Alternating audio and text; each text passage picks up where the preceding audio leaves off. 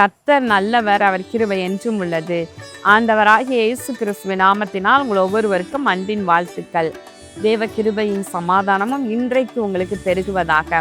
பிப்ரவரி மாதம் 3ஆம் தேதியாகிய இன்று செவ்வாய்க்கிழமை. இன்று நாம் தியானிக்கும் வசனம் ஏசாயா 58வது அதிகாரம் 11வது வசனத்தின் பின்பகுதி. நீ நீர்ப்பாய்ச்சலான தோட்டத்தைப் போலவும் வற்றாத நீரூற்றைப் போலவும் இருப்பாய். இங்கு அருமையான ஒரு வாக்கு தத்தம். நீ நீர்ப்பாய்ச்சலான தோட்டத்தைப் போலவும் வற்றாத நீரூற்றைப் போலவும் இருப்பாய் என்று இங்கு கர்த்தருடைய வார்த்தை இன்று கடந்து வருகின்றது. பிரியமானவர்களை, நீர்ப்பாய்ச்சலான தோட்டம் எப்படி இருக்கோ யோசித்து பாருங்க. தண்ணீர் இல்லாத வறட்சியான வறண்ட நிலம் எப்படி இருக்கோ அதை யோசித்து பாருங்க. அவங்க வாழ்க்கை எப்படி இருக்கின்றது? வறண்ட நிலம் போல இருக்குதா? வறட்சியா இருக்குதா? பசுமையே இல்லாமல் காணப்படுகின்றதா? ஆனா கர்த்தருடைய வார்த்தை சொல்லுகிறது, நீங்க நீர்ப்பாய்ச்சலான தோட்டத்தை போல இருப்பீங்க. நீர்ப்பாய்ச்சலான தோட்டம் எப்படி இருக்கும்? அங்கு ஒரு செழிப்பு காணப்படும், பசுமை காணப்படும். அங்கு எல்லா விதமான தாவரங்களும் அழகாய் நல்ல பச்சையாய் இலையுதிராமல் இருந்து நல்ல கனிகளை கொடுப்பதை நம்ம பார்க்கலாம். இங்கே பாருங்க, இந்த தோட்டத்தில் எவ்வளவு அருமையாக தண்ணீர் ஓடுகின்றது. அதன் வரப்புகள் எல்லாம் அழகாய் மரங்கள். இப்போ தண்ணீரண்டையில் நாட்டப்பட்ட மரம் எப்படி இருக்குது? அழகாக பூ பூத்து காய்களை கொடுத்து அந்த தோட்டத்தை பார்த்தாலே ஒரு சந்தோஷமா இருக்குது. பார்த்தீங்களா? என்னதான் மனதில் கவலைகளும் பாரங்களும் இருக்கும் போது இப்படிப்பட்ட ஒரு நீர்ப்பாய்ச்சலான ஒரு தோட்டத்தை நீங்கள் போய் விசிட் பண்ணி பாருங்க. அங்கே போய் உட்கார்ந்து அங்கே என்ன விளைந்திருக்கிறதோ, இளநீர், தேங்காய் மரம் இருந்தால் இளநீர் இருக்கும். அதை எடுத்து நம்ம குடிக்கும் போது எவ்வளோ பெரிய சந்தோஷமாக இருக்குது. யோசித்து பாருங்களேன். பிரியமானவர்களே, நீர்ப்பாய்ச்சலான தோட்டம். உங்களுடைய குடும்பம், உங்களுடைய வீடு ஒருவேளை வறண்டு போய் இருக்கலாம். வறட்சியான இடத்துல ஒரே அழுகையும் கண்ணீருமாக காணப்படும்.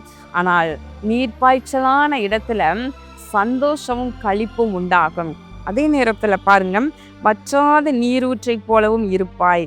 நீர்ப்பாய்ச்சலான தோட்டம் மாத்திரமல்ல, வற்றாத நீரூற்றை போல இருப்பாய். இன்றைக்கு நிறைய இடத்துல போர் போடுறாங்க, தண்ணி வரணும், ஜோம் பண்ணுங்க அப்படின்னு சொல்லிட்டு ஃபோன் பண்ணுறாங்க. எங்கள் வீட்டில் இன்னைக்கு போர் போட போகிறோம், நல்ல தண்ணி வரணும்னு ஜோம் பண்ணுங்கன்னு ஜெபிக்கிறதுக்கு கேட்டுக்கொள்கிறாங்க.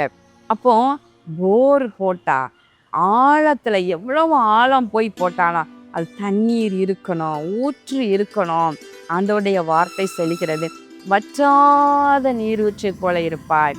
எந்த காலத்திலும், மழைக்காலத்தில் மழை பெய்து பூமியில தண்ணீர் மட்டம் நல்ல அதிகமாக இருக்கும். அந்த காலத்துல மட்டுமல்ல, எந்த நேரத்திலையும், அதாவது மழை பெய்யாத வெயில் காலத்திலையும் கூட உங்க ஊற்றுல தண்ணீர் வற்றாம இருக்கிற ஒரு ஆசீர்வாதம். இதுதான் வற்றாத நீரூற்றை போல இருப்பாய் என்று சொல்லப்படுகிறது. பிரியமானவர்களே, இந்த ஆவிக்குரிய பிரகாரமாக நீங்கள் பரிசுத்த ஆவி என்கிற அபிஷேகத்துல நீங்க குறையாமல் இருக்கும்படி கர்த்தர் ஆசீர்வதிப்பார். இந்த வாழ்க்கையிலும், பூமிக்குரிய வாழ்க்கையிலும் உங்களுக்கு தேவையான சகல நன்மைகளையும் கர்த்தர் குறைவுபடாமல் உங்களை ஆசீர்வதித்து நடத்துவதுதான் இது ஒரு நல்ல அருமையான வாக்குத்தத்தம்.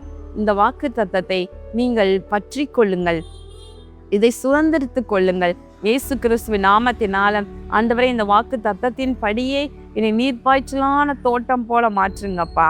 ஆண்டவரே, சந்தோஷமும் களிப்பும் எங்களுடைய வாழ்க்கையில உண்டாகட்டும்.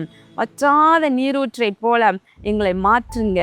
எந்த ஒரு சூழ்நிலையிலும் மற்றவர்களிடமே நாங்கள் எதிர்பார்த்து நிற்கக்கூடிய அந்த சூழ்நிலையெல்லாம் எங்களுக்கு மாற்றுவீராக என்று சொல்லி இன்றைக்கு ஜெபம் பண்ணுங்க. இந்த வார்த்தையை நீங்க பிடித்து கொள்ளுங்க. கர்த்தர் அப்படியே உங்களை ஆசீர்வதிப்பார். கண்களை மூடி ஜெபம் பண்ணுவோமா?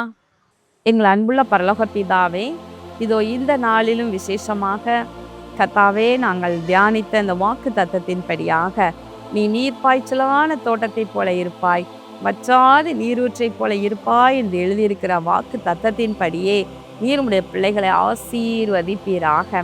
இதோ தகப்பனே, யாருடைய வாழ்க்கையெல்லாம் வறட்சியான வனாந்திரம் போல இருக்கிறதோ கர்த்தாவே, நீர் அவர்களுடைய வாழ்க்கையில ஒரு நீர் பாய்ச்சலான தோட்டத்தை போல அவர்களுக்கு ஆசீர்வாதத்தை கட்டளையிடுவீராக. இயேசு கிறிஸ்துவின் நாமத்தினாலே இந்த ஜெபத்தை ஏறெடுக்கின்றேன் நல்ல பிதாவே, ஆமேன். கர்த்தர் உங்களை ஆசீர்வதிப்பாராக. ஆமேன்.